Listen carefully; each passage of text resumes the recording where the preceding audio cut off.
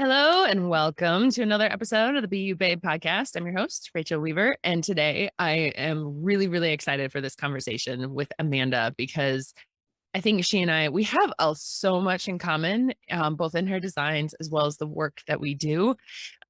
She's also a 4-6. She's a generator, but with a defined throat. And she does PR using human design. And I really think that we look at charts the same way. And can geek out on this all day long, but I digress. Amanda, welcome. I'm so excited to have you here. Thank you so much for having me. I'm excited to talk. Let's start with your story. Like, just introduce yourself, tell us a little bit about you, and let's go from there. Sure. So as I was saying to you, I think I have a pretty interesting 6-line story, which, I didn't understand until I actually obviously found human design, but I've worked in PR for almost 25 years now. I started working for big pharma companies right out of college, which is, really great. I was moving up the ladder on paper. Everything looked fantastic. Yep. And then in true form, around the year I turned 30, it actually was the year I turned 30, about 8 years in, I was pretty miserable in my job. Everything looked fantastic. People were like, you should be so grateful. And Yeah. I just was having those feelings. I think it's very common to a lot of people, especially these days. And so I unfortunately had a tragedy occur that year where I lost a really close friend in a car accident, which was terrible. Yeah. And, for the first time, I think I really took a pause and said, what am I doing with my life? Life is short. You don't think at that age that you're going to experience something like that. And I very suddenly decided to leave my job. And it was, looking back, it was very sacral. Again, I didn't understand that at the time, but I pretty much quit my job, with very little thought.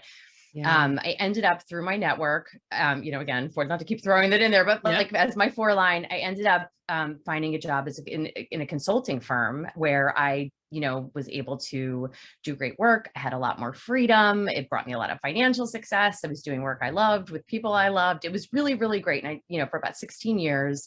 And then in 2020, like a lot of people, I started to sort of have that tug again. And so I'm 46 now. That was like my mid 40s. So right on track. Mm-hmm. And, everything sort of slowed down at that time. And I would take these really long walks in the woods with a good friend of mine. We would walk our dogs, and she had left her corporate financial career to become a life coach.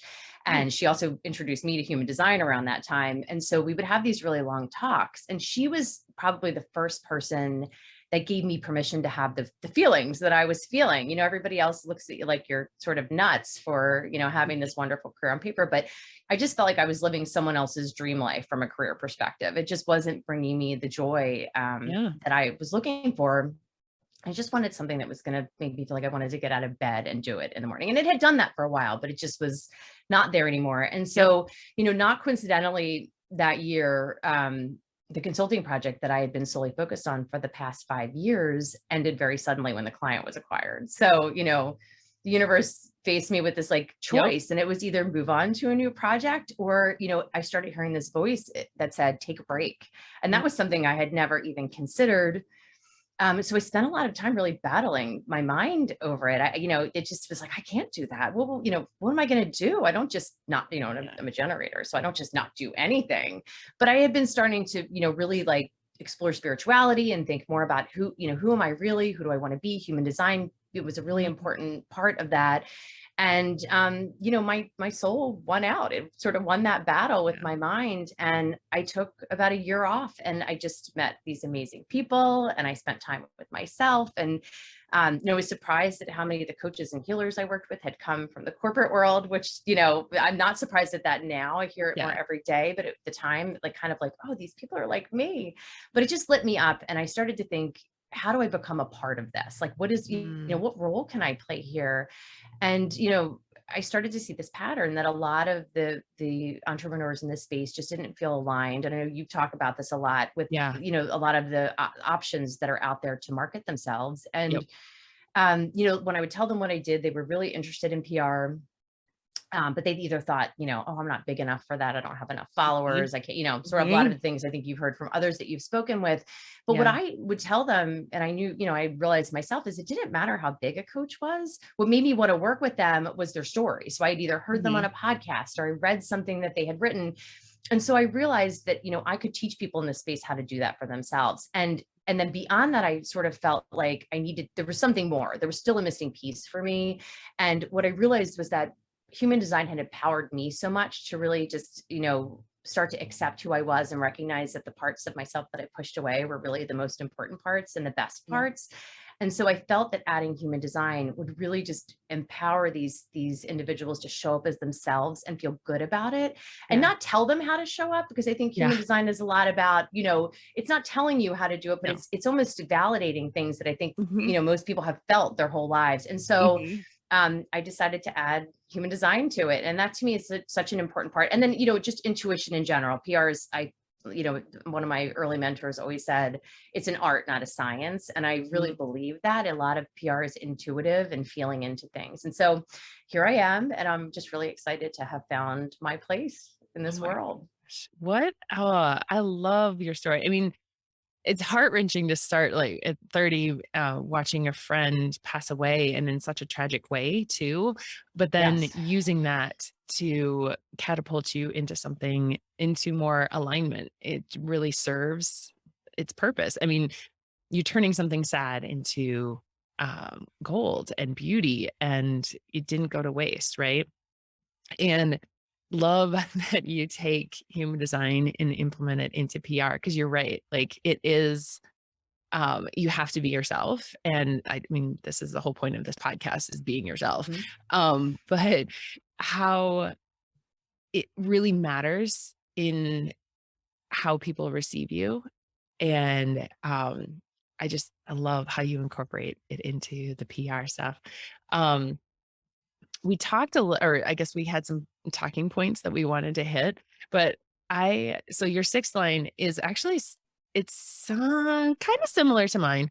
I found human design at around age 30, had a bit of an identity crisis. I had the birth of my first child and like that whole piece of it. And now I turn 40 next week, feeling very much on the roof and wanting to talk about things, but also from a distance, right?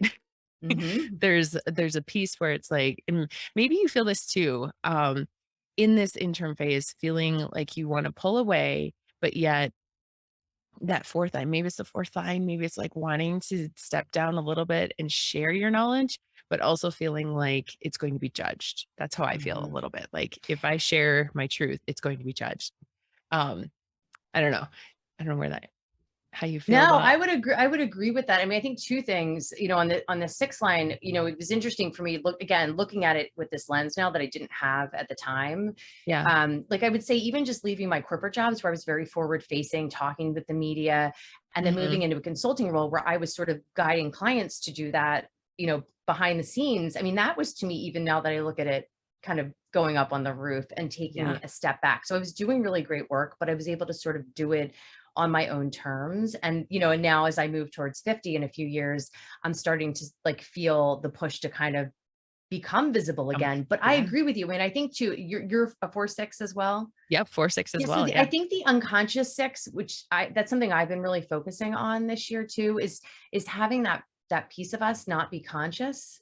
I Mhm. think is Mhm. something that we, and I think, Mhm. you're coming up a few years behind me. I think as you start to, and you've put yourself out there way before I did. And so I think that just starting to do that and exercise that muscle starts to make it Mhm. feel, more Yeah. embodied for us. And on the four Yeah. line, I'll say what's interesting there for me is I always would dread networking when I Me worked too. in healthcare. I hated it. I mean, Yep. I love people. I love to Right. talk with people. I've always been Yep. that way, but it's really funny now. My husband even laughs at me. He's a reflector, by the way. But Oh, yeah. ooh. So he always laughs because he'll say, you would do nothing but complain when you had a business trip or you had to go to an event. He's like, now I can't keep track of all the people that you talk to.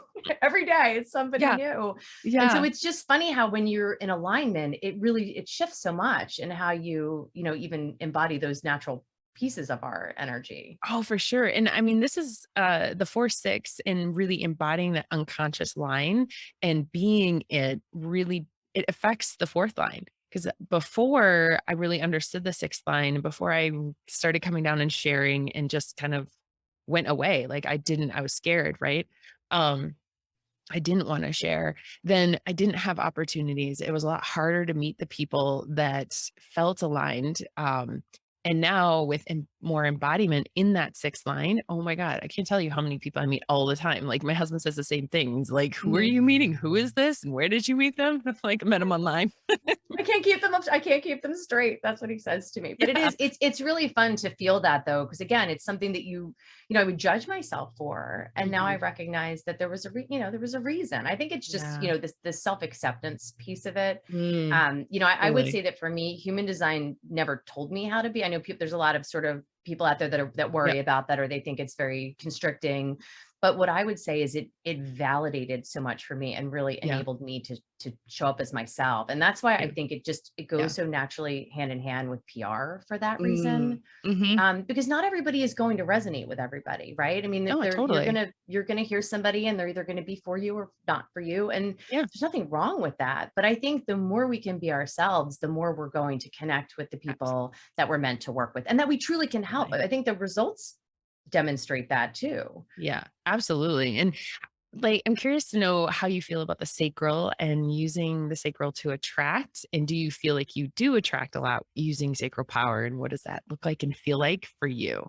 Yeah, that's been a practice for me for sure. I mean, I know I've always had a gut instinct that I Hmm. probably just, I beat it down so much. It just was almost indiscernible for me for a long time. But Yeah. for me, the waiting to respond has enabled me to sort of reactivate that piece of me and Mm-hmm. trust it more. And so, and I'm sure you feel this as an MG. It's hard to sit still when you have sacral energy, Yeah. even if I'm not, even if I'm not doing like even when I would be bored, I would learn how to crochet or I would do, just something to keep my hands busy. Yeah. And so you realize like how much you sort of rely on that.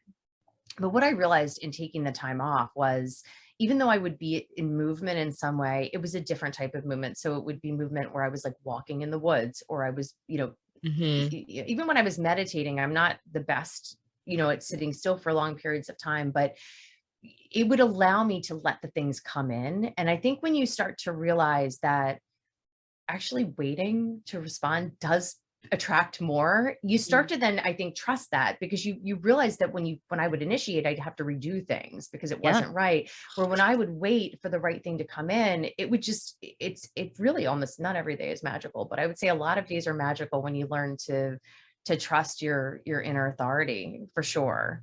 Oh my gosh, yes. And I so agree that like the waiting is really, really hard. And Mhm. especially as an MG, like I'm always wanting to initiate. I'm like, I have this idea. I know it's amazing. And then I want to go create. And I have to sit back and I have to go, no, it's going to come to me. The right way is going to come to me. And you're right. It is fucking magical. Mhm.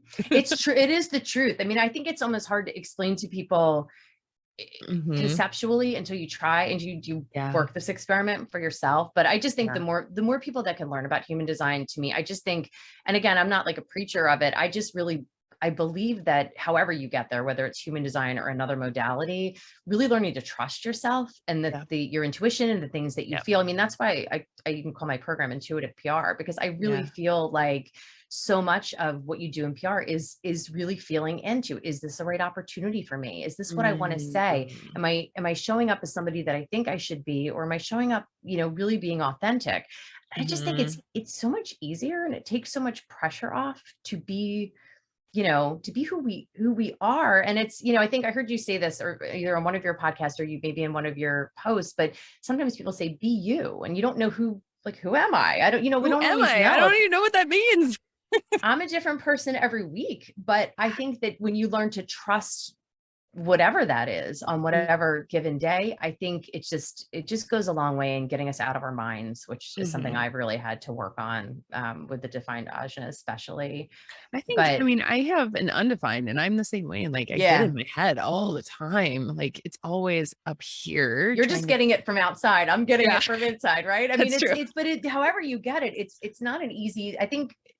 I just think that's probably one of the most important things. And it's easier said than done. But I think once you figure out how to at least be the observer of those thoughts Yeah. and not just feel like they're Yes, driving the bus, it absolutely. really changes a lot. It really does. Tell me more about the intuitive PR and how you use human design to help Mhm. guide for clients, like what opportunities are correct and like, and even how to reach out to those people to get Yeah. PR spots. Yeah. So, I mean, I have a program where I take people through a very, structured process to teach them all of the steps. Cause I think PR is not, it's not rocket science, but I do Mhm. think that a lot of times there are nuances to PR that people are not aware of, even in just the way that they're reaching out.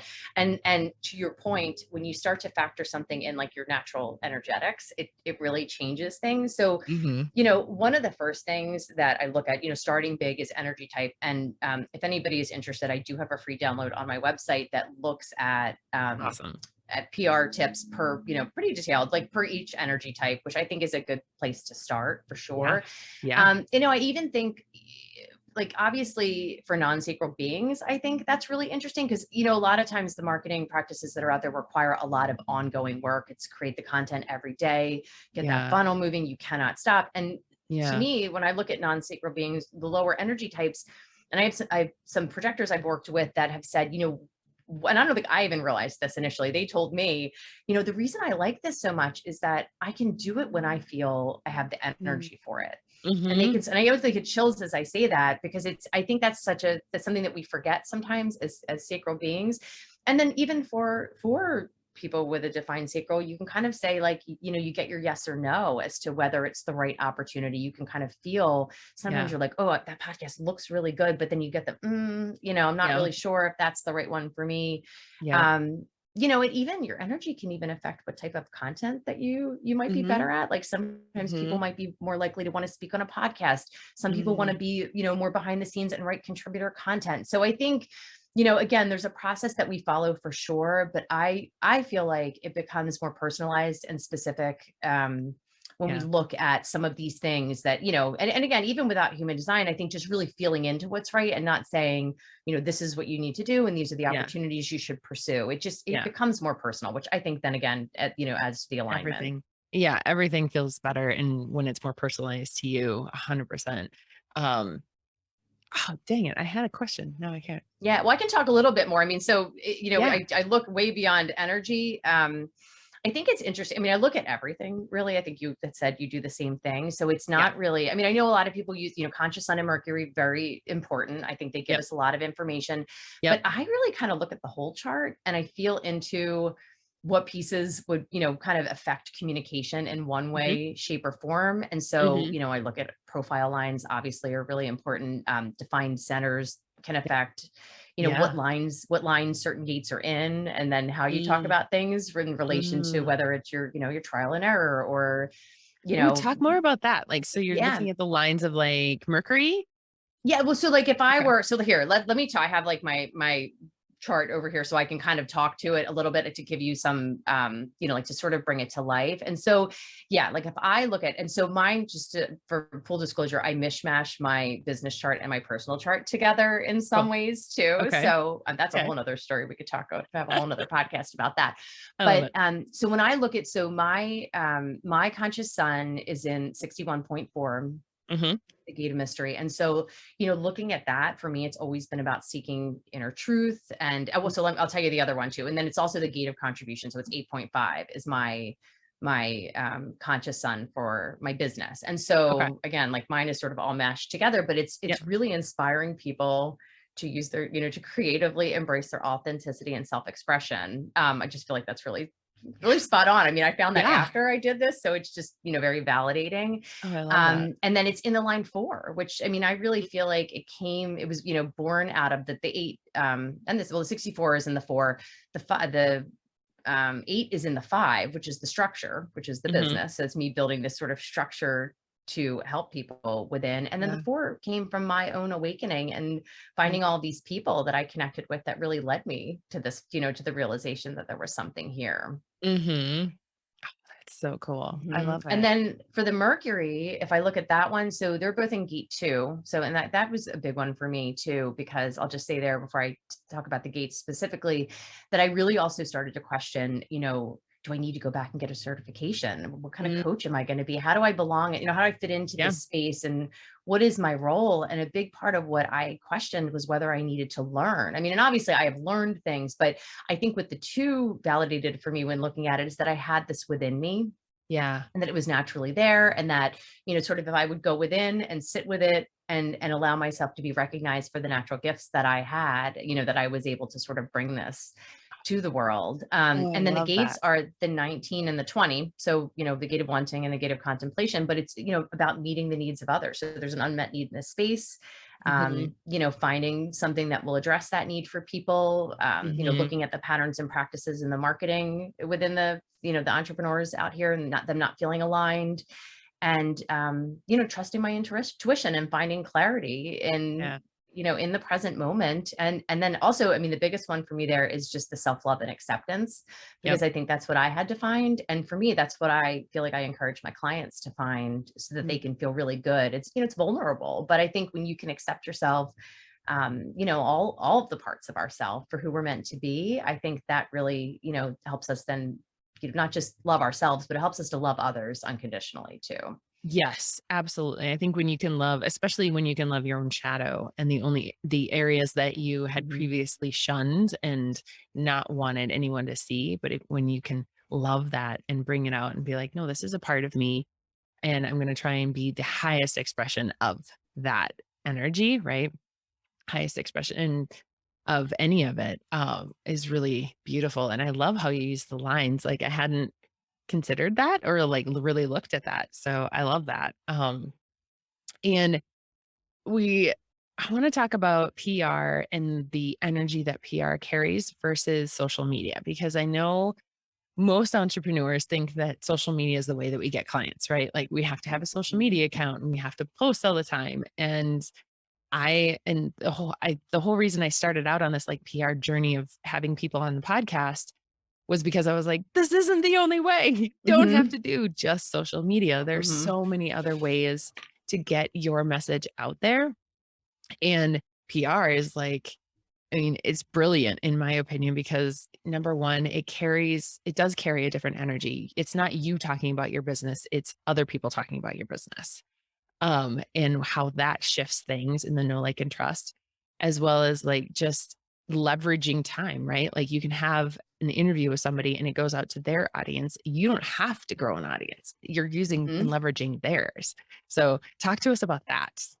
Yeah, I mean, and so I think what happens too is so many people in this, in the personal development, spiritual space, whatever, however we want to categorize it. I mean, really anybody that becomes a solopreneur after working in a corporate environment, I think most of us are here just trying to build a career out of something that we love, right? And Mhm. so Yep. when you do that, I think, especially if you don't come from any sort of marketing type background or even maybe a corporate background, I think it becomes overwhelming, because you have to build this bit online business, and then you're like, to your point, oh, now I have to go and do all these other things that really aren't what I was here for. And this Yeah. isn't what I came here for.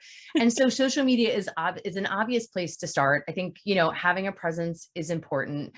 Mhm. But I agree, I think it's always, and same with advertising. I mean, that it's, again, nothing wrong with it. If you Right. do all of those things successfully, PR will only support all of that. If you have a great funnel and a great Right. content marketing strategy, PR is only going to, hold hands with that and bring you across the finish line. But what I'll say is that, PR does have a different energy. It's earned for the most part. I mean, most Mhm. people that are doing the type of PR that we're talking about here are not out there buying big spots. I mean, that does happen. And it's the Mhm. whole part of my even making the changes. The news media has changed so much, especially from a, like Mhm. a top tier perspective. But Yeah.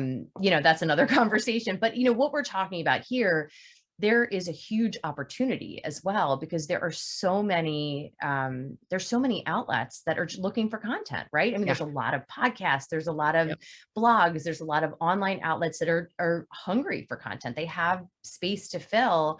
Mhm. And it doesn't mean you can just put anything out there. It has to be intentional. And I think it has to Totally. have an important message that people want to hear. But there's a huge opportunity. And then from a leverage perspective, I think what I would add there is that not only do you have somebody else helping to leverage that earned coverage that gives you that Mhm. credibility and trust, but then you also have a warm audience with your social media. So to sort of bring it full circle, there Yeah. could be somebody that's watching you on your Instagram and has Mhm. wondered about what you really do, or doesn't quite Mhm. have the picture, but they, have that there's something there, there's an attraction. And when you Mhm. share that coverage, saying, oh, hey, I was on Mm. this podcast, or hey, I wrote this blog post, on such and such publication, I think that sometimes will convert a warm audience too, Sure. Yeah. or take them one step Yeah. further. And so I think that PR, Yeah. and again, like I said, I mean, everybody I worked with, it was because I had heard their story somehow. And so, Mhm. obviously you have to be comfortable with what you're sharing. I know you talked to, I think it was Adela, Mhm. the other day. I listened to that. It was Yeah. a great conversation. I really enjoyed that. And she had talked about that too. You don't want to share things that aren't going to make you comfortable or Yeah. necessarily going to, Right. create too much emotion in your audience, but there is an important place for that. And I think that's what makes people see you as a real person. And to me, in Mhm. this world that we live in, I think that there's just more value in that than ever. Oh, so much value in it. Oh, I love that. Love it. Love it. Love it. Um, mm, where, oh, I just, I'm trying to think where I want to go from here.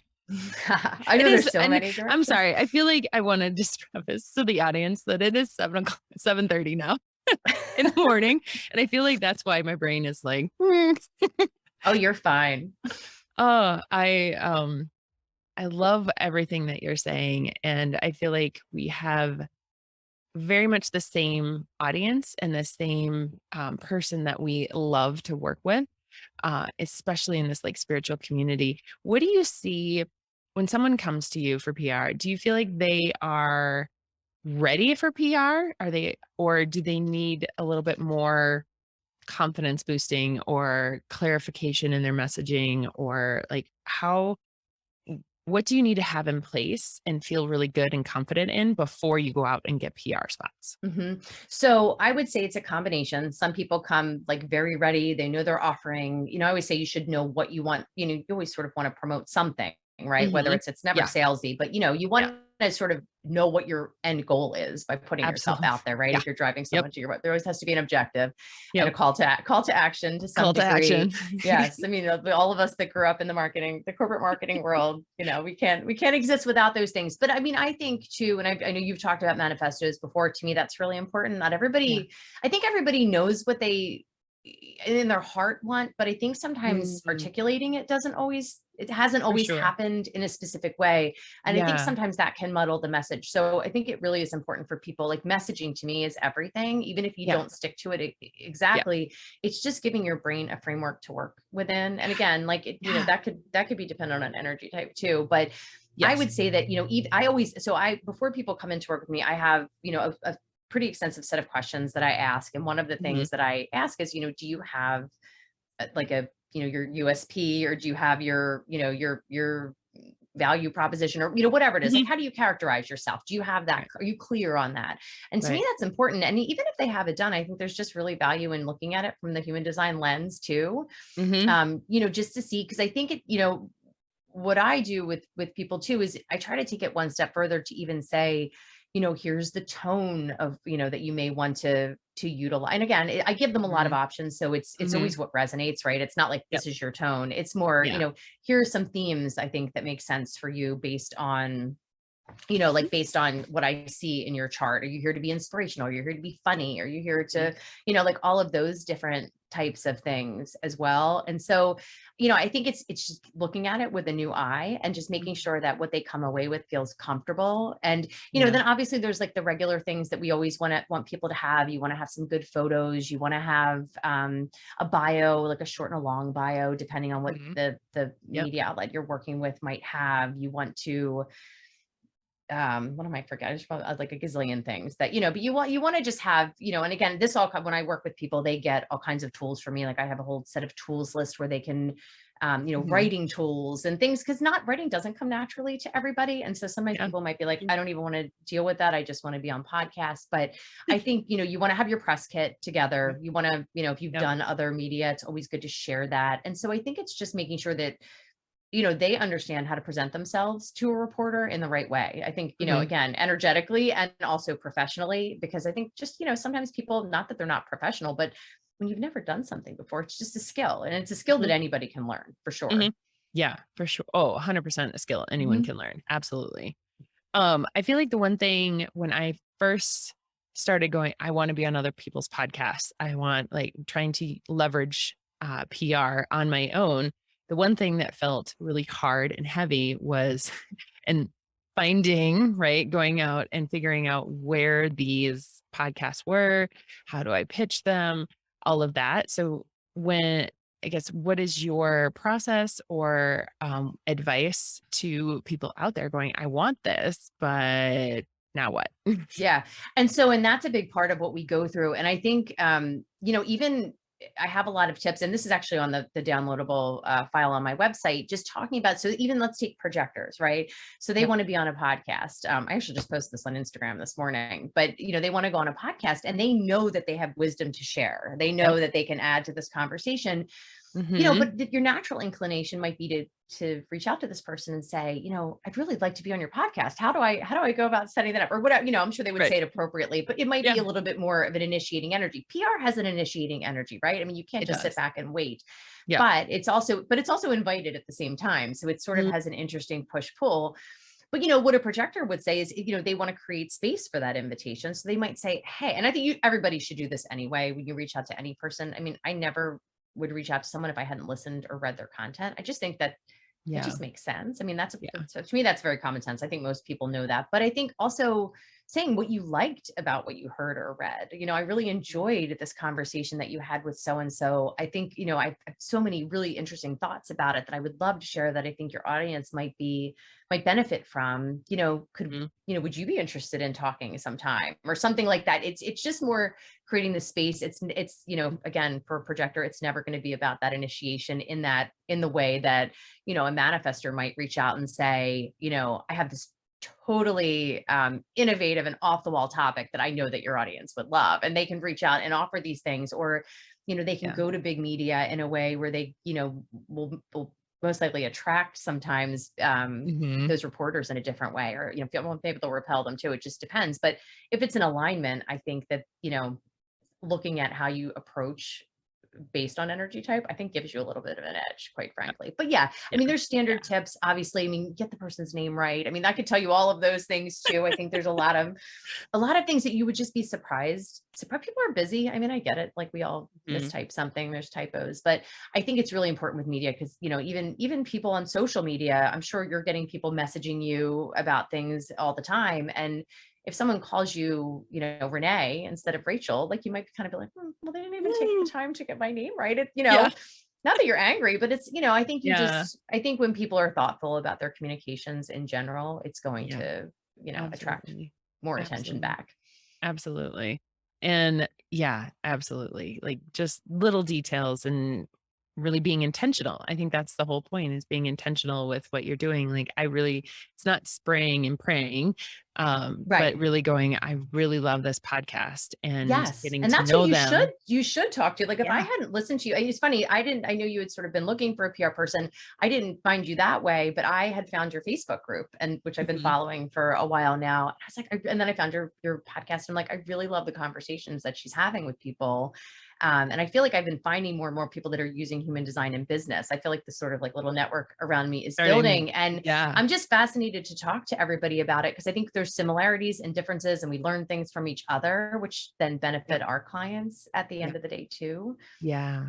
Yeah, absolutely. Yeah, it's definitely growing, and I love just hearing more and more people being incorporating human design into their niche, like PR or whatever it Mhm. is, like, and exposing more and more people to human design. And I love that you don't put people in boxes either, because I think it can be really easy to put yourself into a human design box, right? Like you read the little snippets on social media of what Mhm. certain things are, and it can put you into a box. And I've never, ever, ever want anyone to feel that way when they're reading anything of mine or anyone like it's take what resonates and leave the rest Mhm. and really experiment with the knowledge and with what you're learning because that's how you embody ultimately, right? Like we Yeah, can because it has to think, feel right, right? You have to yeah, it has to land for yeah, you in your body for sure. And that's why even, again, PR has an initiating energy in many ways, but what I want people to know is you don't have to be a manifester or a yeah, manifesting generator to, yeah. I mean, even for you, you still have to sort of wait for something to respond to. But Mhm. what you respond to could be something you heard on that podcast. So I mean, it really is as easy as just exposing yourself to what you love. And I also think, Yeah. like you said, the spraying to me is not necessarily the best approach, because I think maybe you get twice as many articles or twice as many podcast conversations, but if you're not aligned with where that content is going, it's not necessarily going to result in, any conversion for you. I mean, and PR is really Mhm. not intended to convert. I think it does in a lot of cases, but Yeah. I mean, it's really just it's to raise your visibility. It's to give you more content to leverage with your audience. It's to Yeah. build Yeah. trust and to really let people hear your story in a way that they're not going to really get it in any other Absolutely. format, Yeah, for yeah, sure. for sure. And what I love about my own podcast, because it's mine, but I get to just have conversations.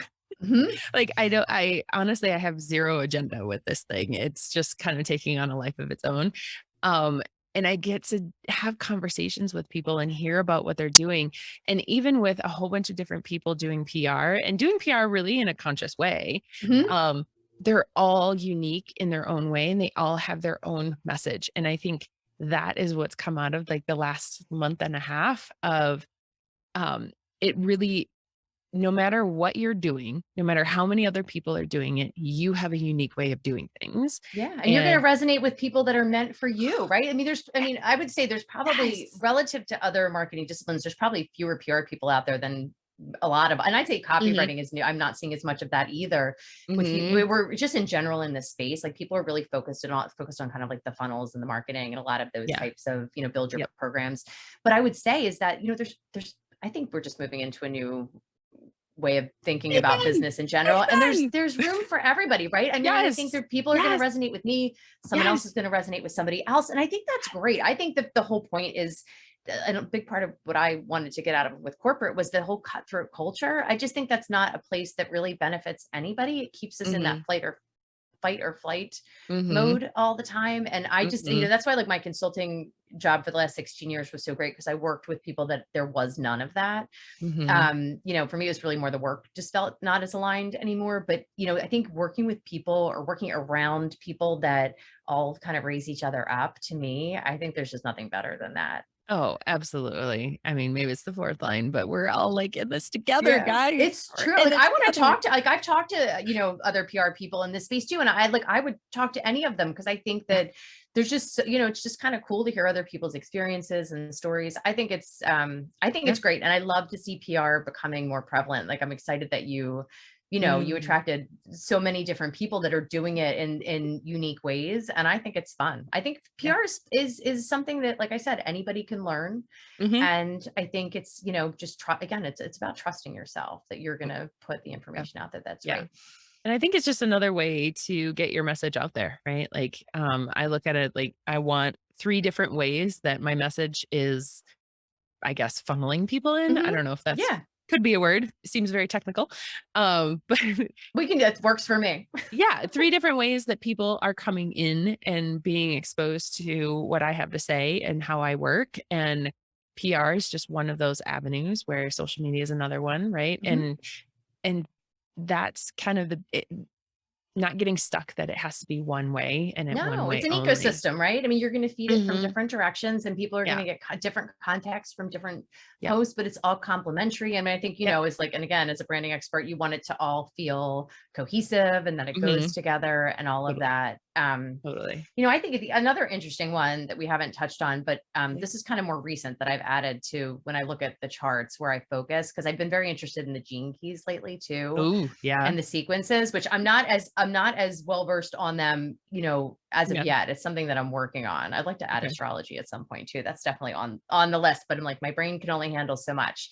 I'm learning Yep. Reiki. I'm learning Reiki next weekend, so that's next on my Oh, list. you're But learning Reiki I too? am. I'm taking Reiki 1 and 2 next weekend in this like crash course.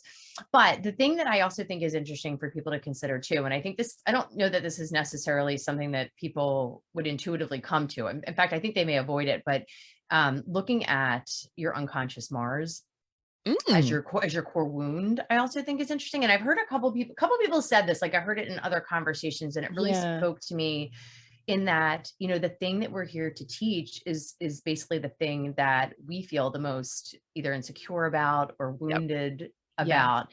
And it came up for me in a couple of sessions that I had with coaches that I work with, in that, the things that are nagging you or bothering you the most, or that you feel the most insecure about, are the Mhm. things that you should be out there talking about. And again, I get chills like Mm. with that one, because I really Mm. believe that it's true that, we're here to teach what we have learned ourselves. And I think Mhm.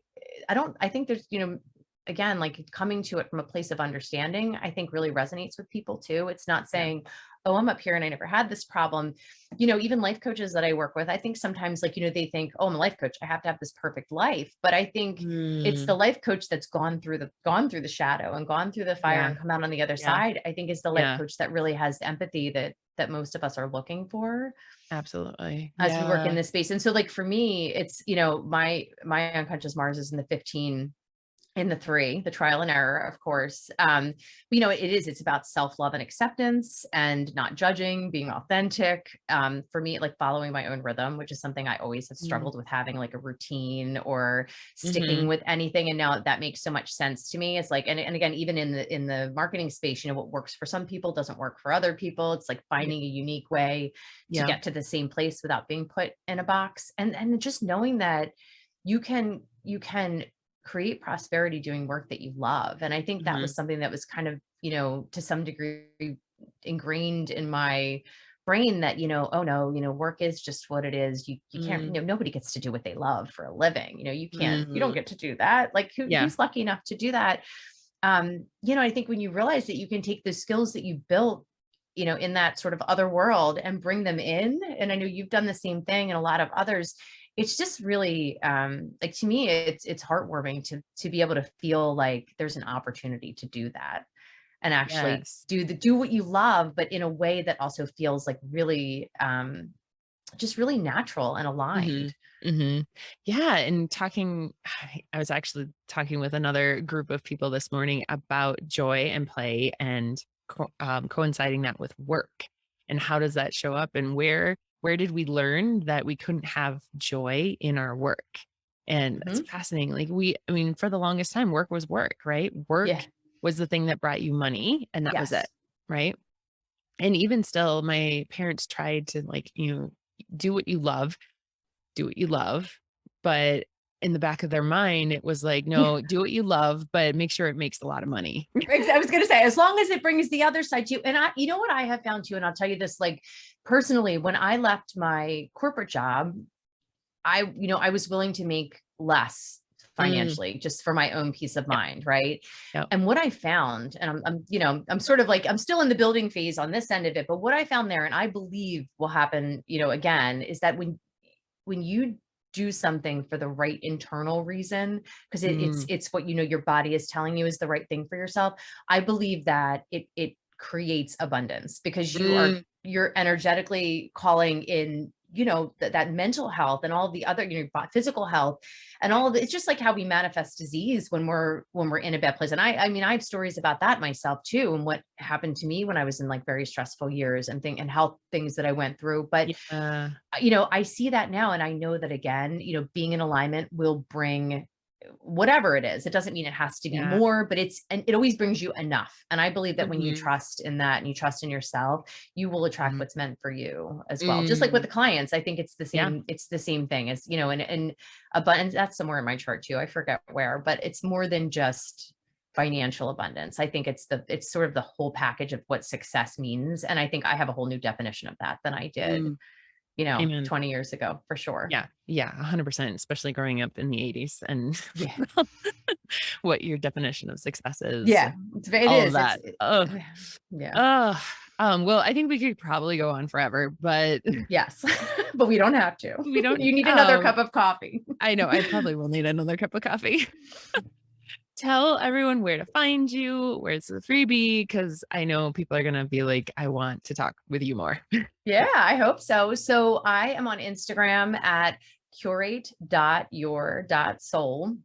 I'm on Facebook too. I admit that, but that's mostly just at this point, Instagram content being fed there, but I'm available there as well if you want to search under Cool. Curate Your Soul. And then my website is www.curateyoursoul.com. And there is and I forget what I call it, like the energetic guide to PR for the types or something like that. I'm not doing it justice here, but it's available for download on my website and also through the link in my bio on Instagram. So yeah, I'd be excited to connect with anybody that wants to learn more. I offer a free discovery call. That's awesome. I'm going to put all of that in the show notes for anyone listening. And yeah, thank you so much for being here today. And I hope everybody has a really great week. Thank you so much for having me. It was great. Bye, guys.